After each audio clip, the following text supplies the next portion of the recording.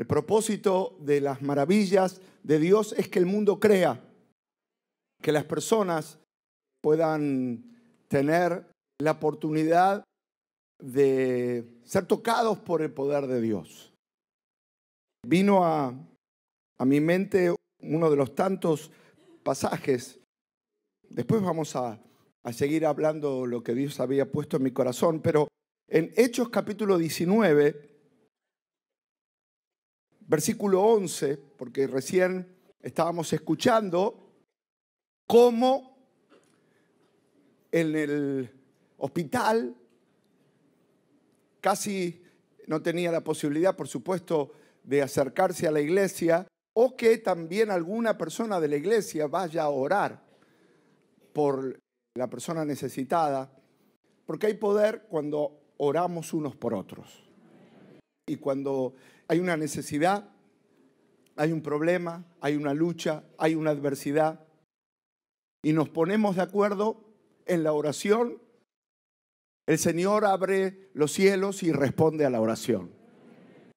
Y el apóstol Pablo, que estudiamos la vida de él, no en profundidad, pero estuvimos viendo cómo se transformó su religiosidad de ser Saulo, perseguidor de la iglesia, celoso por todo lo que le habían enseñado acerca de la ley de Moisés, que cuando él oyó que había un tal Jesús que hacía milagros y maravillas, ese hombre se llenó con ese celo religioso y comenzó, humanamente hablando, a tratar de impedir que la iglesia crezca.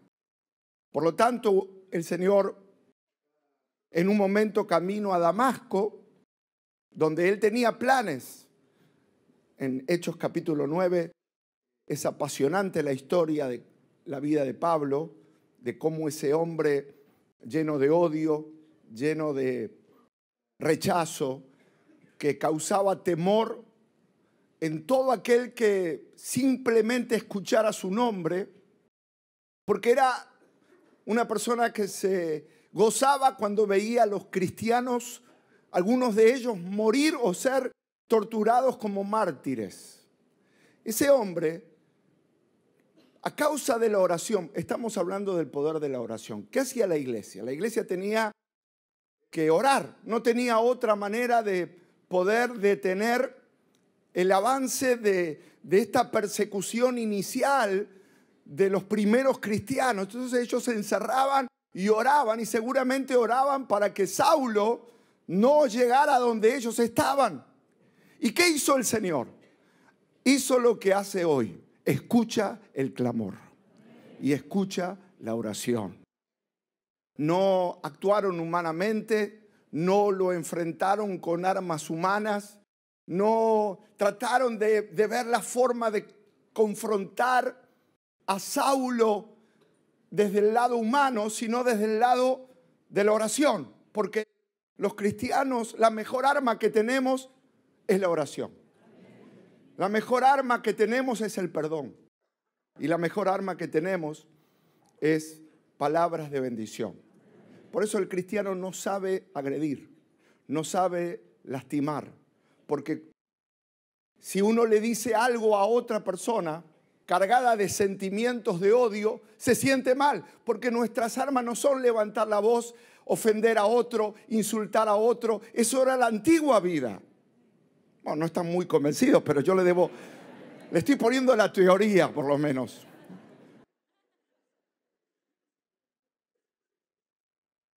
Nosotros actuamos con las armas del cielo.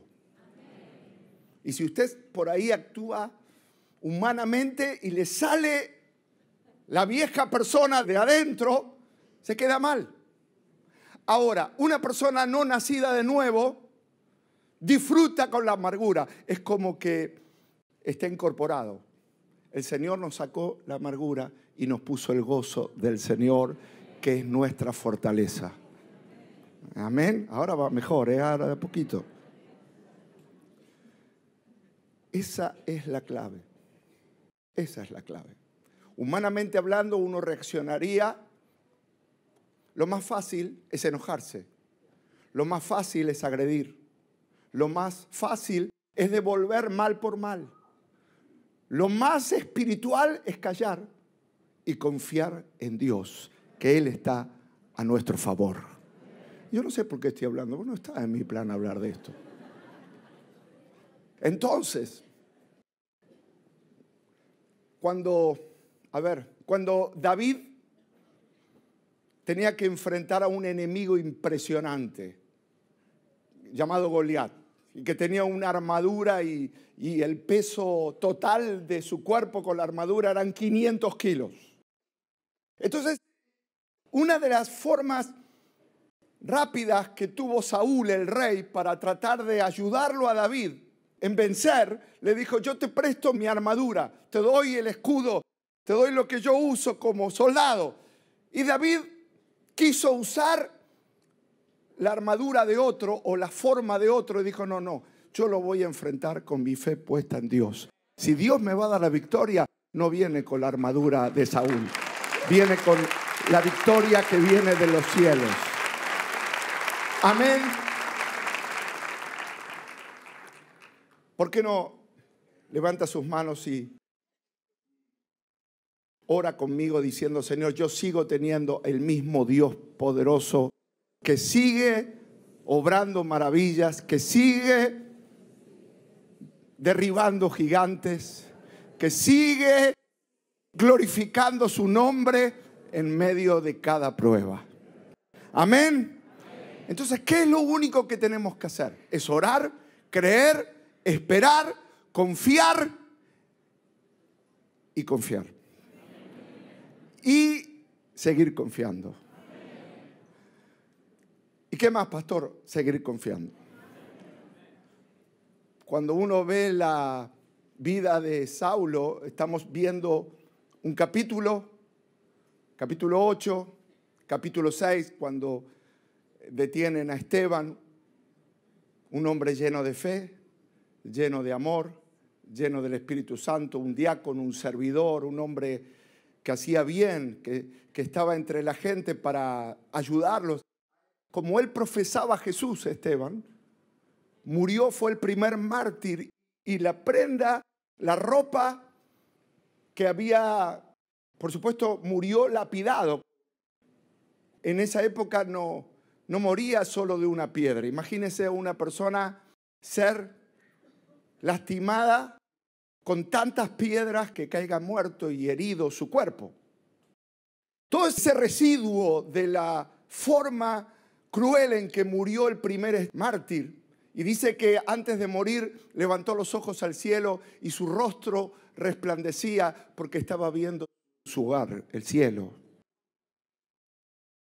Frente a ese escenario, esa situación, la ropa ensangrentada de Esteban termina a los pies ¿de quién? De Saulo, que se gozaba con el sufrimiento de otros. ¿Conoce gente así? Gente que tal vez es cruel, gente que no tiene piedad, gente que está llena de odio. Bueno, usted dice: pastor, ¿qué hizo la iglesia? ¿Cómo siguió adelante frente a esa primera persecución? ¿Qué hicieron los primeros cristianos? ¿Negaron su fe? Todo lo contrario, fue el comienzo de un mayor avivamiento, porque desde ese momento los cristianos comenzaron a ir de Samaria por diferentes regiones, llevando aún más el evangelio de Jesucristo. La lucha no te va a tirar abajo, sino que te va a levantar aún más para que la gloria del Señor se siga resplandeciendo o siga mostrándose en tu vida. Si ese aplauso es para el Rey de Reyes, vamos, dale ese aplauso. Y la iglesia creció más. Si usted puede lograr esa victoria que está por lograr, va a crecer más en su fe. Porque no la va a lograr humanamente. Dios le va a dar la victoria. Viene un enemigo a traer luchas, duda, agresión, amargura en otros, pero usted confía al Dios que responde las oraciones. Ese Dios es poderoso para abrir puertas de trabajo. Ese Dios es poderoso para rodearte de gente que traiga bendición y favor a tu vida. Ese es el Dios que trabaja con nosotros, que vive en nuestro corazón, que se mueve alrededor aunque no lo vemos. Porque cuando uno confía en el Señor y canta y adora y no se llena de temor porque no vivimos, no nos movemos por lo que vemos, sino por lo que creemos. Y nosotros no vemos a los ángeles, pero los ángeles están ahí. No vemos al Señor, pero Él sigue estando en su trono, sentado, glorioso, Rey de Reyes. Él es el que está por encima de todas las circunstancias. ¡Gloria a Dios! ¿Hay alguna cosa difícil para mí?, dice el Señor.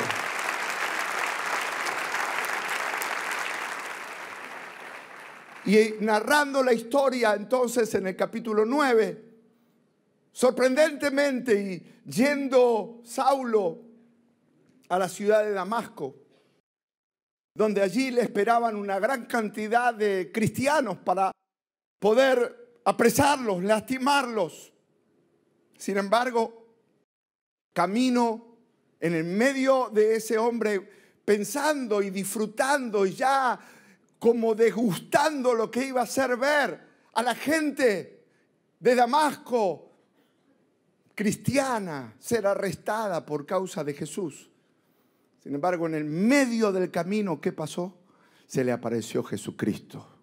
Se le apareció el Rey resucitado. Jesús le habló y le dijo: Saulo, Saulo, ¿por qué me persigues? Y en ese momento Saulo cayó de su caballo al suelo y preguntó: ¿quién eres, Señor? Y él dijo: yo soy Jesús, a quien tú persigues. Desde ese momento Saulo experimentó una ceguera temporal, fue hasta Damasco y allí se alojó en un lugar y el Señor le indicó a un discípulo llamado Ananías, que le dijo que vaya a visitar a Saulo. Y Ananías le preguntó diciendo: pero estoy seguro, lo que escuché está bien, seguro. Saulo, ¿quieres que lo vaya a visitar? Y el Señor le habló acerca de la conversión, de la transformación. Y allí fue Ananías, impuso sobre él las manos, fue sanado, lleno del Espíritu Santo. Y Dios está levantando una generación de personas que viven la plenitud del Espíritu Santo todos los días. Ustedes, como Ananías, son personas que están ahí en la ciudad, en algún lugar donde vives. Allí el Señor está contigo. Y cuando levantas tus manos, allí el Señor te escucha tu adoración. Y cuando alguien también te tira piedras, o cuando alguien te lastima, o cuando alguien te hiere, también el Señor está escuchando tu clamor. Y es poderoso. Saulo experimentó ya ser transformado y llamarse Pablo, el gran apóstol Pablo, uno de los pilares, los apóstoles que marcaron el fundamento de lo que es el conocimiento de lo que son las epístolas pastorales y todo lo que el Señor quería enseñar a la iglesia, lo enseñó a través de Pablo. ¿Cómo aprendió Pablo? Dado que no estuvo con Jesús, ¿cómo aprendió todo? ¿Cómo supo todo lo que escribió? Bueno, es que directamente el cielo mismo se abrió y él dice que tuvo la revelación y subió, no en el cuerpo, pero sí en una experiencia espiritual. Y el Señor allí le reveló todo lo que usted lee en las cartas de Timoteo,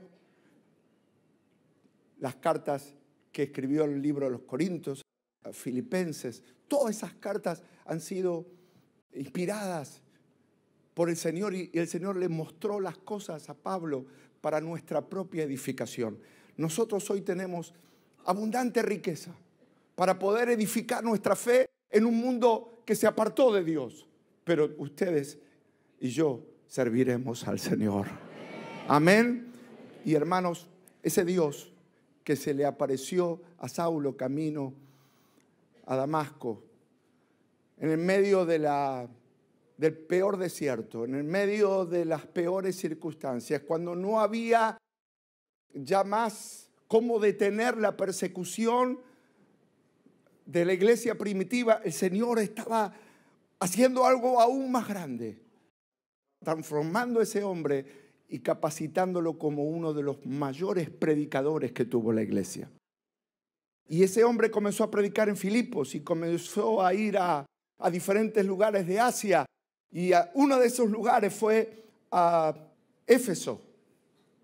Y en Éfeso enfrentó a los espíritus que se movían en las regiones, los idólatras, las personas que vivían en tinieblas y adoraban a ídolos. Pero el Señor estaba sobre él de una manera gloriosa. Y dice Hechos capítulo 19, versículo 11. Y hacía Dios milagros extraordinarios por mano de Pablo. De tal manera que aún se llevaban a los enfermos los paños o delantales de su cuerpo y las enfermedades se iban de ellos y los espíritus malos salían. Cuando recién estaba escuchando este testimonio, vino a mi mente estos milagros que ocurrían en la vida de Pablo, el versículo anterior, porque de repente vemos a Dios obrar milagros a través de un hombre pecador convertido, transformado, santo, con una nueva vida, con un nuevo corazón. Y dice que Dios hacía milagros. Los milagros los hace Dios. Las maravillas las hace Dios. Los milagros no son del hombre. El hombre es simplemente el que clama, el que espera. Es cuando nosotros estamos aquí y decimos, Señor, esperamos en ti. ¿Cuántos tienen fe hoy? Amén. Levante sus manos y dígale al Señor, Señor, yo espero en ti. Espero en ti para milagros, espero en ti para maravillas. Y dice que Dios hacía milagros extraordinarios en los peores contextos, porque la ciudad de Éfeso no era un culto, no era un lugar donde había fe, era un lugar de idolatría. Pero para que el nombre de Jesús sea predicado y exaltado, los milagros ocurrían de una manera extraordinaria. Y aquí vemos que el Señor los llevó a Pablo a vivir una experiencia extraordinaria del poder de Dios. Ya no era normal, era extraordinario. Por eso nosotros tenemos que venir a la iglesia y cada culto nos tenemos que enfocar en Dios. Porque muchas veces la demasiada familiaridad con la religión nos hace perder el enfoque. Y yo a veces veo a ustedes en el culto y el pastor está hablando, va a ocurrir milagros extraordinarios. Y los demás están, ¿quién vino? A ver. Estamos mirando, hola, ¿qué tal? Después te llamo. Entonces, el Señor nos está hablando y algunos se desenfocan. Y después dicen, el Señor no me escuchó. No es que no escuchó, sino que no aprendió que estas 2 horas que usted está acá, está al lado de un Dios extraordinario. Pero hay una parte humana. La parte humana es no desenfocarnos. La parte humana es prestar atención. La parte humana es tener la humildad para decir, vine a la iglesia no para ver quién vino, quién faltó, si hace frío. No. Vinimos a encontrarnos con un Dios que hace maravillas extraordinarias.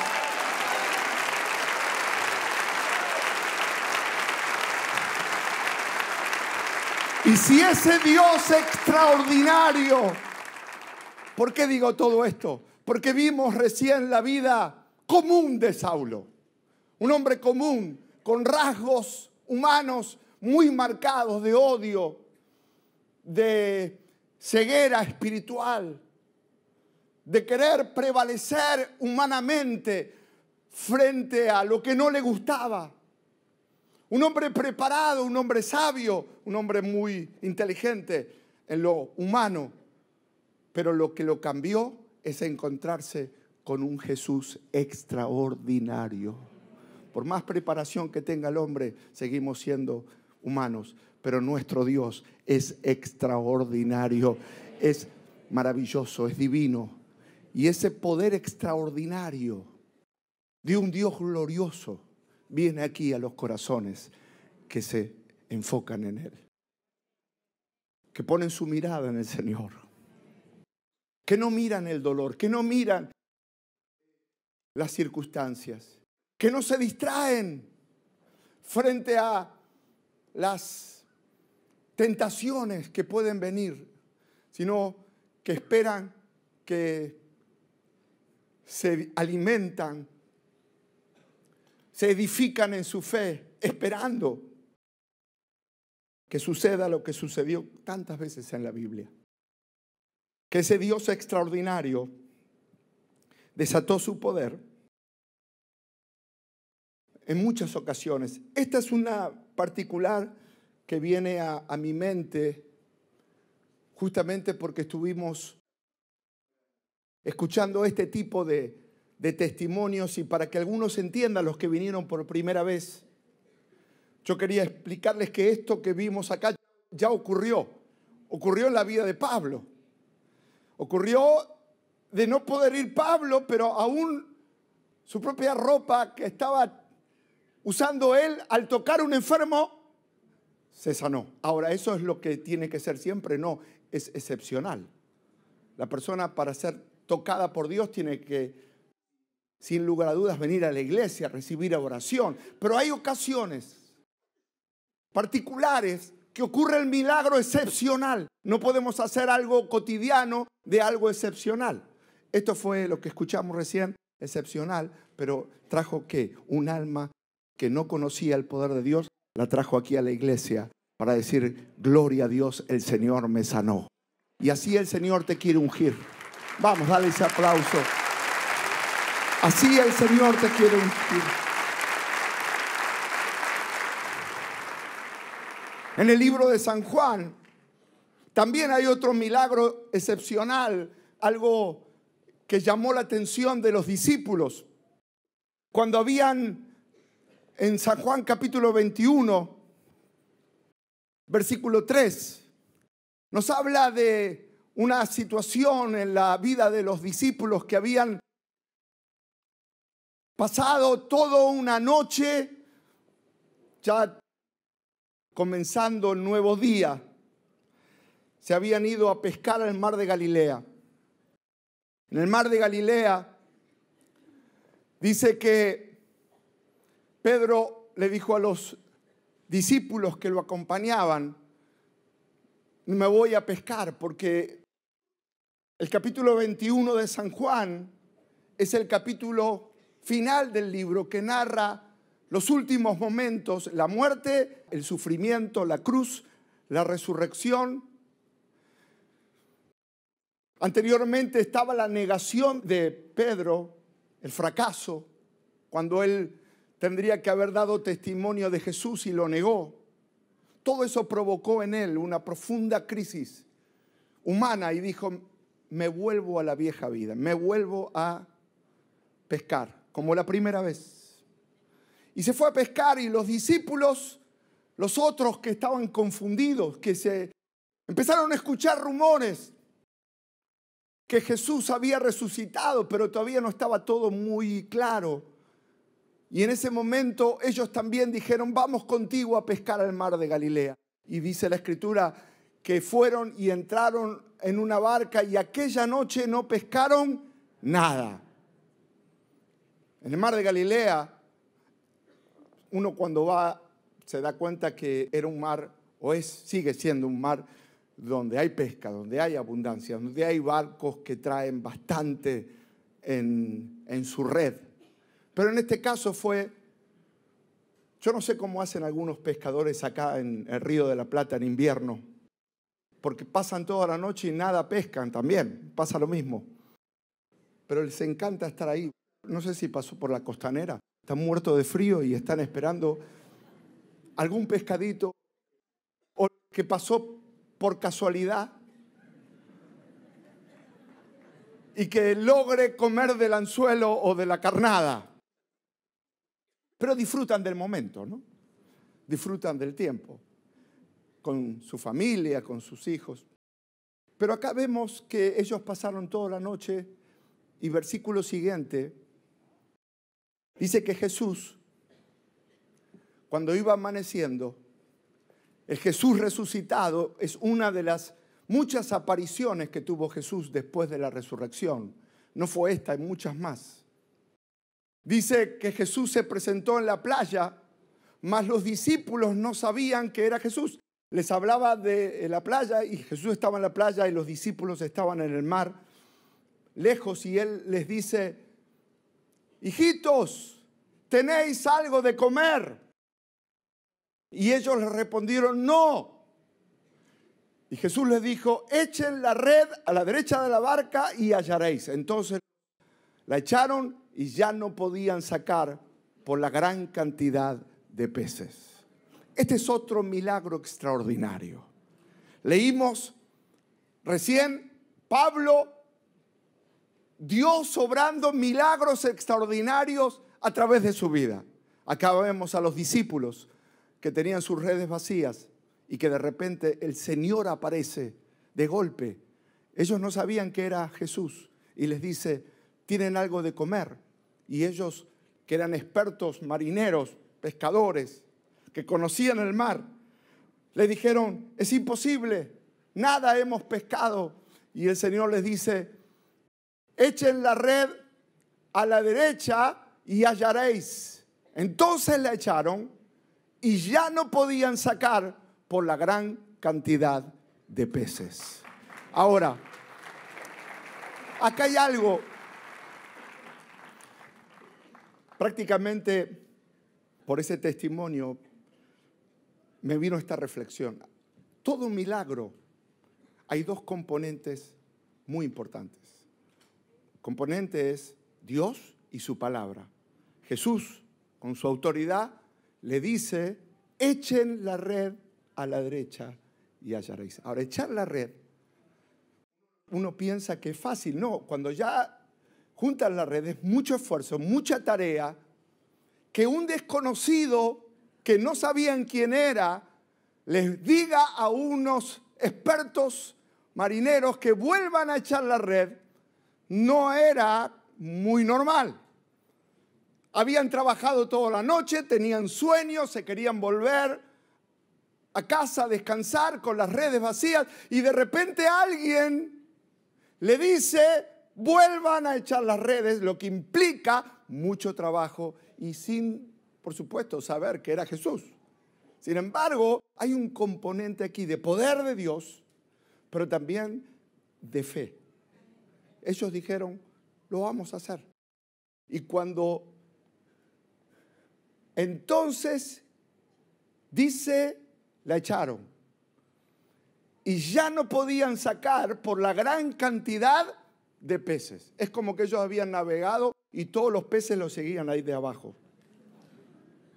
Los peces estaban debajo de la barca. Ellos echaron la red y recogieron, que dice aquí, una gran cantidad de peces. Versículo siguiente.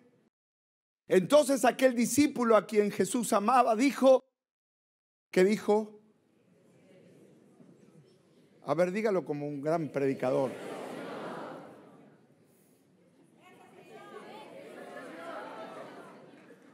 Entonces los discípulos, sorprendidos por la pesca milagrosa, dijeron,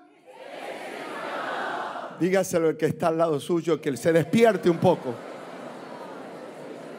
Dígaselo para que salte el asiento, diciendo, me despertó el hermano. Esta tarde el Señor te dice, en medio del fracaso, en el medio de la escasez, en el medio de las redes vacías, es el Señor el que está aquí. Es el Señor. Es el Señor. Tu sanador, tu proveedor, tu paz, tu gozo, tu esperanza. Quiere decir que alguien puede venir con las redes vacías y salir con la bendición del cielo, porque el Señor está aquí.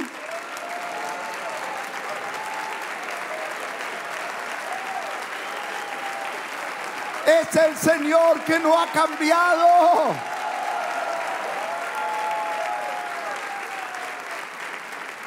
Algunos dicen, tuve una semana difícil, tuve un mes complicado con la economía, tuve situaciones familiares que realmente es muy difícil que las cosas cambien. Pero el Señor te dice, sigue confiando en mi palabra, sigue orando, sigue depositando tu confianza en Él. ¿Qué hubiese pasado? ¿Qué hubiese pasado? Porque hoy me gustaría saber, ¿qué hubiese pasado si ellos hubiesen hecho un argumento a esa voz que le decía, pónganse a pescar otra vez? Y si un pintor ya se bajó y lavó el rodillo y ya limpió todo y se sacó el uniforme, y un desconocido dice, el uniforme, el rodillo, subir la escalera. ¿Qué te pasa, querido? ¿De dónde saliste? ¿Quién sos? ¿Quién sos que me vas a mandar otra vez allá arriba? Pasé todo un día de frío, no quiero saber nada. A veces pasa que el Señor nos dice, seguí creyendo, y usted dice, Señor, esa voz de fe, ¿de dónde viene? Es el Señor que te quiere sorprender. Es el Señor.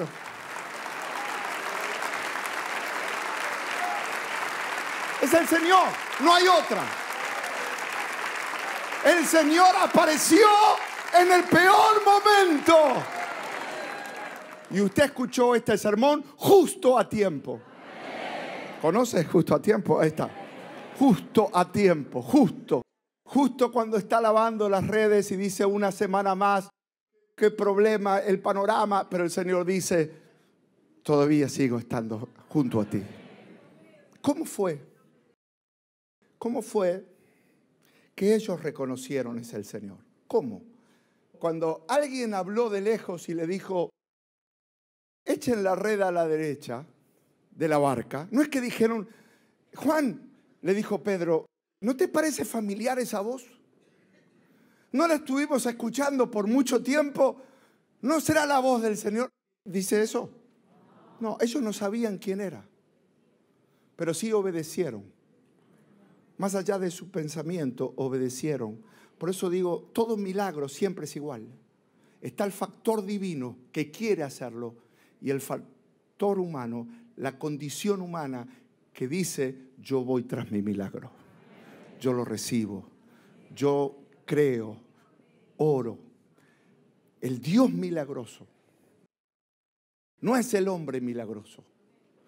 No es Pablo milagroso.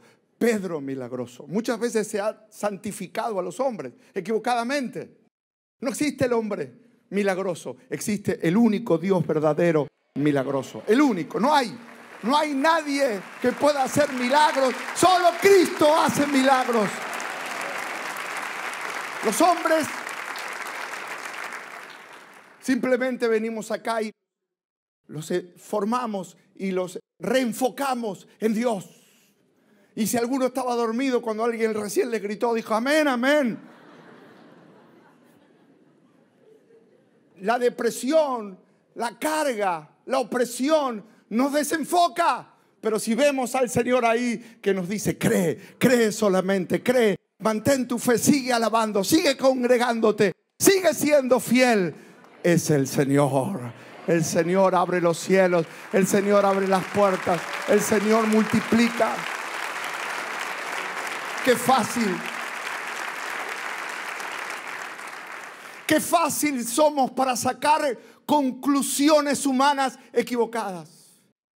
Porque lo que humanamente hubiesen calculado o imaginado o llegado a resultado de su análisis mental es imposible. A esta hora de la madrugada, escuchar a una persona que no conocemos hacernos volver atrás para pescar, ¿qué? Dado que la mayor cantidad de peces están a él ahora que no los pudimos pescar. Bueno, pero esta es la pesca del cielo. Esto es lo sobrenatural, es lo milagroso que viene de Dios. Y Dios es el que hace que las maravillas sucedan. Amén. En Salmo 56, versículo 4, y ahora vamos a orar porque hablamos tanto de fe que ahora tenemos que orar. ¿Cuántos quieren orar y pedirle a Dios que haga maravillas, que responda a las oraciones? Es muy fácil, recién estábamos cantando Dios de maravillas, Dios de milagros, Dios de lo imposible. Ese Dios no ha cambiado. Amén. Y cada vez que uno predica la palabra, nuestra fe se edifica. Y aquí vemos a David, como en tantas oportunidades, dice: en Dios alabaré su palabra, en Dios he confiado, no temeré. ¿Qué puede hacerme el hombre? Acá está hablando David de su vida, de su huida, de la búsqueda de Saúl. Terminó en un lugar que jamás imaginó, terminó en la tierra forastera, conviviendo con los filisteos. Llegando a tal punto de decir: me voy a la tierra de los filisteos, los enemigos de Dios, para que Saúl no me encuentre. Y ahí estaba luchando un hombre poderoso en Dios, pero por otro lado con problemas, con luchas, con adversidades. El rey David.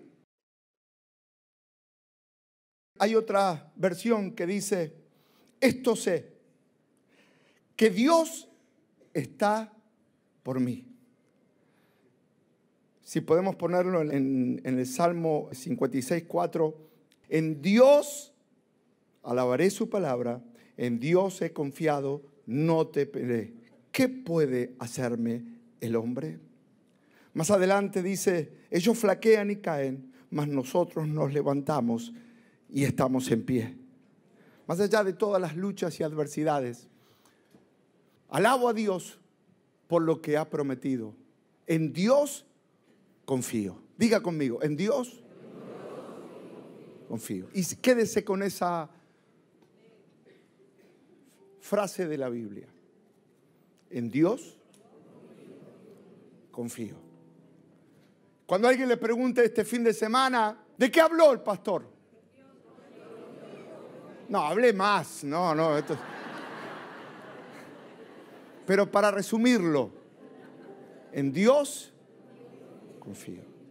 No me acuerdo todo, pero una cosa sé: que en Dios confío. Algunos con redes vacías, otros con cuerpos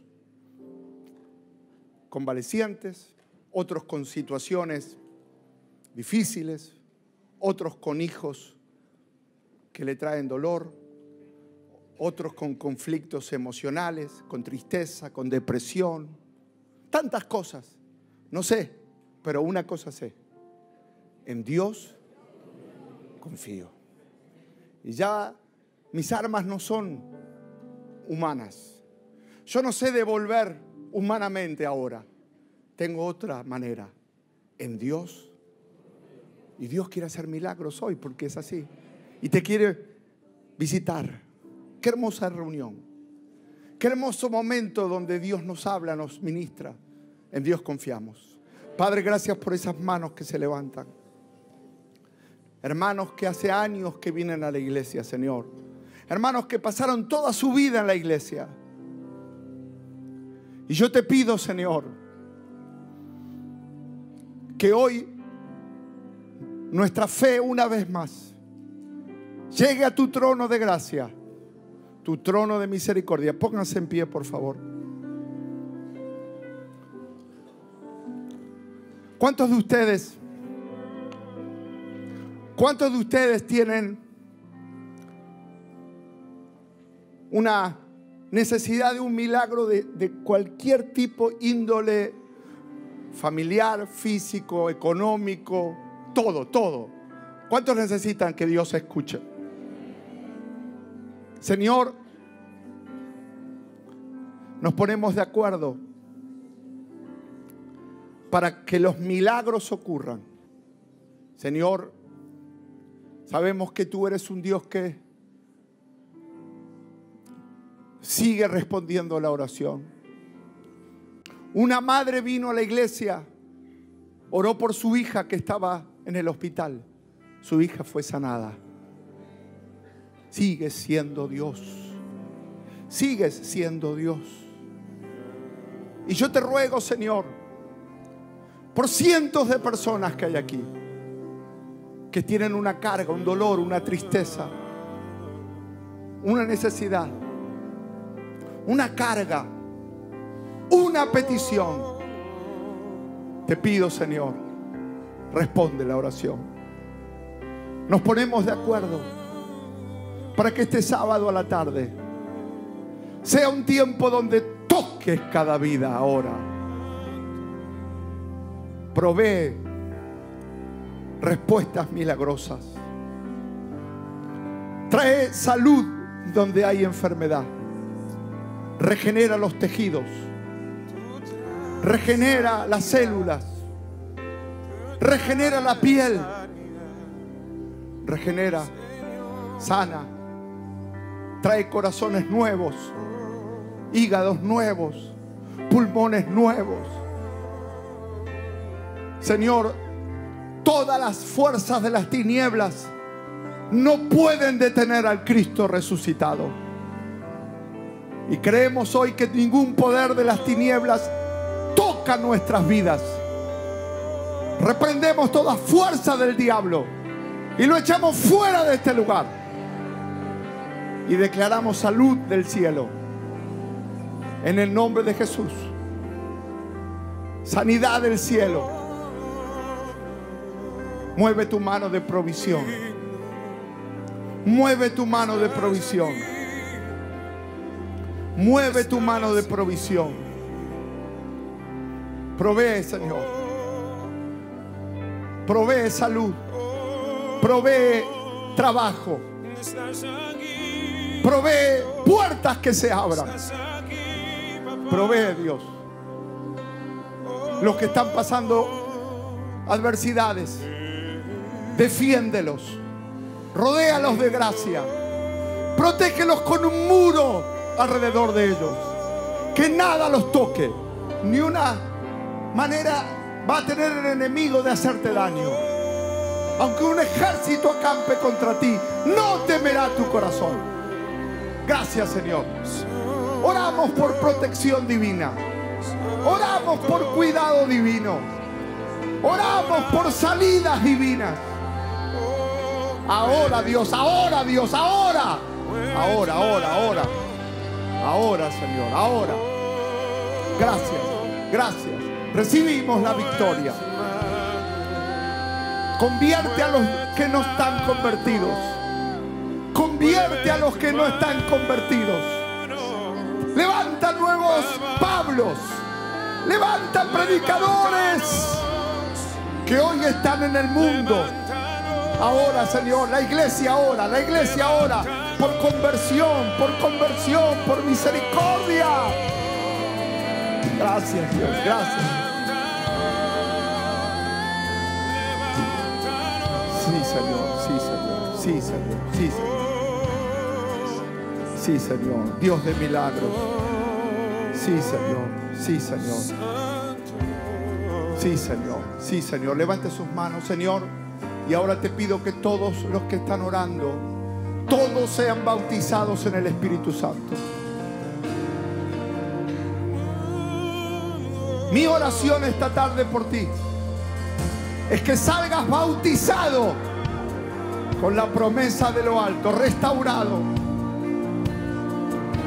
El Señor te dice: ¿me amas? Sí, Señor. Te voy a ungir entonces para que apacientes mis corderos. Ahora, ahora, ahora, ahora, ahora. Recibe, recibe, recibe, recibe, recibe, recibe, recibe, recibe. Recibe, recibe, recibe de Dios. Recibe de Dios. Y te pido milagros extraordinarios.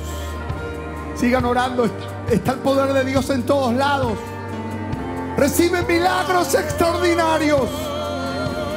Y así a Dios, milagros extraordinarios en la iglesia. Y hoy sigue haciéndolo. Toca mi vida. Dígalo, Señor, toca mi vida. Toca mi vida. Toca mi vida. Toca mi vida, Dios.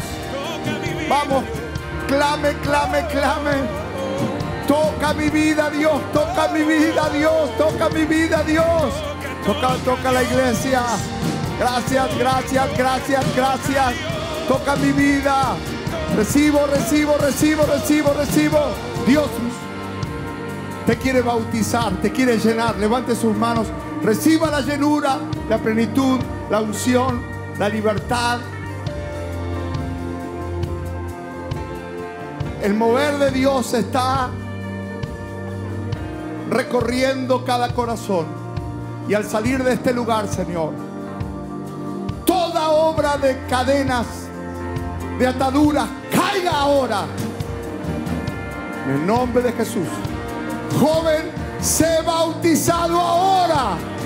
Ahora, ahora, ahora, ahora, ahora. Recibe, recibe, recibe, recibe, recibe, recibe. Tómalo, recibe, recibe. Recibe, recibe, recibe, recibe, recibe, recibe. Recibe, recibe, recibe, recibe, recibe.